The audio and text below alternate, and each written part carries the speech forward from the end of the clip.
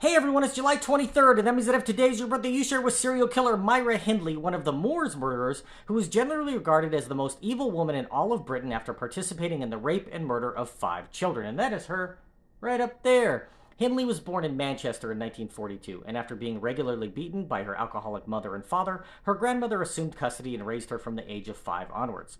Her father was a World War II veteran who fought in Africa and Italy, and he expected his daughter to be just as tough as he was, so he taught her to fight. When she was 8, a boy at school scratched her, and when she ran home crying, her father told her to go punch the boy or he would beat her with his belt. She found the boy and knocked him down with a series of punches, setting the tone for her later actions as an adult. When she was 15, one of her best friends drowned in a tragic accident, and she blamed herself for not being there to save him. After attending his funeral at a Catholic church, Hindley joined the group, being fascinated by the rituals. In 1961, the then 19-year-old Hindley met Ian Brady, a boy with a criminal past, and the two began a love affair that would last for the rest of her free life. His birthday is January 2nd, so scroll down and watch that video to find out his side of this story. She was obsessed with their love affair and would do anything for her new beau. Brady put together a plan for the two to rape and murder local children, telling her that he wanted to commit the perfect murder. They began in 1963 when they kidnapped, raped, and killed a 16-year-old girl, burying her in the Saddleworth Moor.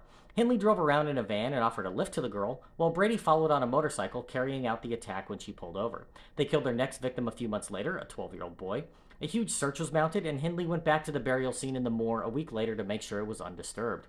Next was another 12-year-old boy, followed by a 10-year-old girl they kidnapped on Boxing Day in 1964.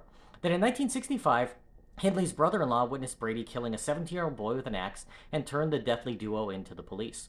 He also revealed that he had been told more bodies were buried in the moor, so the police began a search for corpses. Hindley and Brady were each convicted of 3 murders and sent away for life, only ending their relationship in 1970 when the two were both incarcerated. Hindley proclaimed her innocence and almost immediately began a campaign to try to gain her release, blaming all of the crimes on Brady.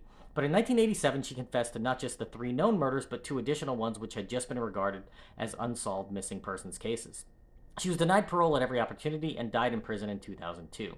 In one of the last interviews she granted, Hindley is quoted as saying, "I ought to have been hanged. I deserved it. My crime was worse than Brady's because I enticed the children and they would never have entered the car without my role. I've always regarded myself as worse than Brady."